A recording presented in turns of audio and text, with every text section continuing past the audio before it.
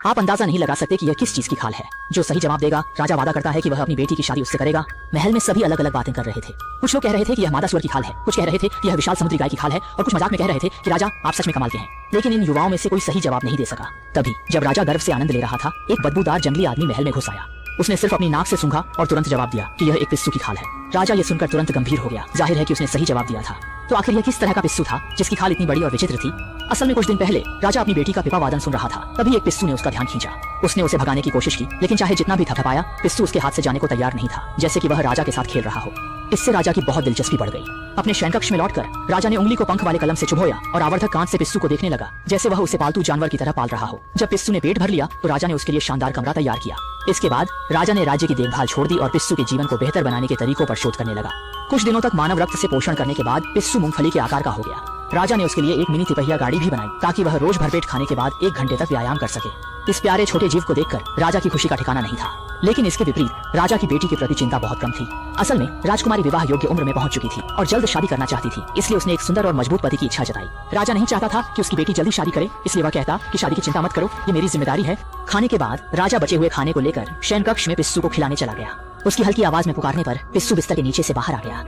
कुछ दिनों में ही वह कुत्ते के आकार का हो गया था और बड़े चाव से कोबे बीफ खा रहा था। राजा उसकी पीठ को सहलाते हुए उसकी आंखों में प्यार भरी नजरें डाल रहा था। लेकिन यह खुशी ज्यादा दिन नहीं टिक पाई। एक रात राजा ने जल्दी से राजवैद्य को बुलाया। असल में उसका पालतू पिस्सू बीमार था। जब राजा राजवैद्य को पिस्सू के पास ले गया तो राजवैद्य डर के मारे पीछे हट गया और पहचान नहीं पाया कि यह कौन सा जीव है। असल में इस समय तक पिस्सू को राजा ने बड़े प्यार से पाल पोस कर एक छोटे स्वर में बदल दिया था। उसे उच्च रक्तचाप, उच्च शर्करा, उच्च कोलेस्ट्रॉल और हृदय समस्याएं हो गई थी। जब राजवैद्य उसका निदान कर रहा था, पिस्सू ने अचानक सांस लेना बंद कर दिया। इस समय राजा अपने प्रियजन को खोने जैसा दुखी हो गया।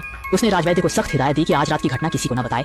अगले दिन राजा ने पिस्सू की खाल उतार दी और घोषणा की कि सभी पुरुष आकर इसे पहचाने। जो भी जानवर की खाल को पहचान लेगा उसे राजकुमारी से शादी करने का इनाम मिलेगा। यह खबर फैलते ही पहचानने के लिए आने वाले पुरुषों की भीड़ लग गई। राजा उत्साहित होकर सिंहासन पर बैठा और सोचने लगा, यह सच में बेकार का विचार था जिससे उसकी बेटी की शादी नहीं हो पाएगी। आप बिल्कुल नहीं समझ सकते ये किसकी खाल है। कुछ लोग कहते हैं कि यह मादा सुअर की खाल है, कुछ लोग कहते हैं कि यह विशाल समुद्री गाय की खाल है। इनमें कई युवा प्रतिभाशाली थे, लेकिन कोई सही उत्तर नहीं दे सका। तभी एक बदबूदार जंगली आदमी महल में घुस आया। उसने नाक से सूंघा और तुरंत बता दिया कि यह पिस्सू की खाल है। राजकुमारी ने सुना कि इस आदमी ने सही उत्तर दिया है तो वह तुरंत टूट गई। वह दुखी होकर महल की छत पर चढ़ गई। सौभाग्य से राजा ने उसे पकड़ लिया और जल्दी से समझाया कि वह चाहता था कि उसकी बेटी उसके साथ अधिक समय बिताए और थोड़ी देर बाद शादी करे। उसे उम्मीद नहीं थी कि कोई बता सकेगा कि यह पिस्सू की खाल है। अब जब उसने वादा कर दिया है तो राजा की प्रतिष्ठा बनाए रखने के लिए उसे यह परिणाम स्वीकार करना होगा। अंत में राजा की जोरदार डांट के बाद राजकुमारी अनिच्छा से दीवार से उतर आई और जंगली आदमी से शादी के लिए सहमत हो गई। जंगली आदमी ने जैसे खजाना पा लिया हो, राजकुमारी को पकड़कर अपने घर की ओर खींचने लगा। वे रेगिस्तान पार करते हुए, घने जंगल से गुजरते हुए, एक चट्टान पर चढ़ते हुए अंत में एक गुफा में पहुंचे। जमीन पर जानवरों की लाशें बिखरी थीं और यही जंगली आदमी का घर था। इस तरह राजकुमारी ने जंगली आदमी के साथ खुशी खुशी कच्चा मांस खाने और खून पीने का जीवन शुरू किया। कुछ समय बाद एक दिन जब जंगली आदमी शिकार पर गया था, राजकुमारी ने बाहर कुछ आवाजें सुनी और देखने निकली। उसने देखा कि चट्टान के दूसरी ओर एक महिला खड़ी है और तुरंत उससे मदद की गुहार लगाई। लेकिन दोनों के बीच गहरी खाई थी और महिला कुछ नहीं कर सकी। लेकिन उसने राजकुमारी की दयनीय स्थिति देखकर वादा किया कि वह अगली सुबह लोगों को लाकर उसे बचाएगी। अगले दिन सुबह महिला वास्तव में 2 सहायकों के साथ आई। उसका बड़ा बेटा कर्तव्य दिखाने में माहिर था। उसने रस्सी और लोहे की रेख से चट्टान के बीच रस्सी बांधी और राजकुमारी को पीठ पर लेकर धीरे धीरे दूसरी ओर चलने लगा। दुर्घटना से बचने के लिए हर कदम सावधानी से उठाया गया। लेकिन इस समय जंगली आदमी ने अपनी तीव्र सूंघने की शक्ति से बाहर की अजनबी गंध को महसूस किया और देखा कि राजकुमारी भाग रही है।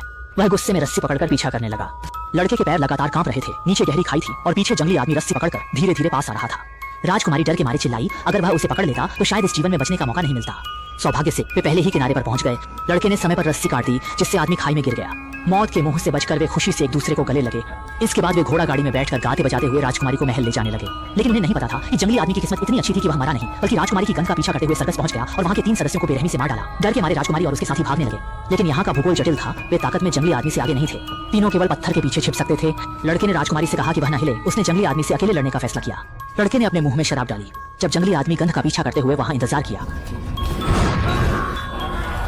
लेकिन उसने कभी नहीं सोचा था कि जंगली आदमी की त्वचा मोटी और मांस कठोर था। वह आग से नहीं डरता था। उसने हाथ से कुछ बार दबाकर आग बुझा दी। फिर उसने लड़के को जमीन पर दबा दिया और उसकी गर्दन मरोड़ दी। महिला ने बेटे को बचाने की कोशिश की, लेकिन वह भी जंगली आदमी के हाथों मारी गई। राजकुमार के पास दुखी होने का समय नहीं था। वह अपनी जान बचाने दौड़ पड़ा, लेकिन घाटी के अंत में एक बंद गली थी, इसलिए वह वहीं बैठकर मरने लगा। जब जंगली आदमी पहुंचा तो वह उसे मारने ही वाला था, लेकिन अंततः वह ऐसा नहीं कर सका क्योंकि वह राजकुमारी से प्यार करता था। राजकुमारी ने देखा कि जंगली आदमी ने उसे नहीं मारा तो उसने उसे शांत किया और वादा किया कि वह उसके साथ वापस जाएगी और अच्छा जीवन बिताएगी। लेकिन जैसे ही जंगली आदमी ने उसे अपनी पीठ पर उठाया, राजकुमारी ने छिपे हुए चाकू से उसकी गर्दन काट दी। कहानी के अंत में राजकुमारी खून से लथपथ बिना किसी भाव के महल वापस लौटी।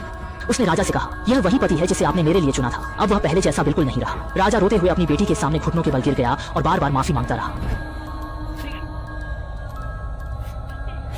कुछ दिनों बाद राजा ने अपनी बेटी से माफी मांगने के लिए राजकुमारी का राज्याभिषेक किया और सिंहासन उसे सौंप दिया। अब उसके पास राज्य को चलाने की पूरी क्षमता थी। वह अब दूसरों पर निर्भर रहने वाली मासूम और आज्ञाकारी राजकुमारी नहीं रही, बल्कि अपने भाग्य को अपने हाथों में लेने वाली रानी बन गई थी।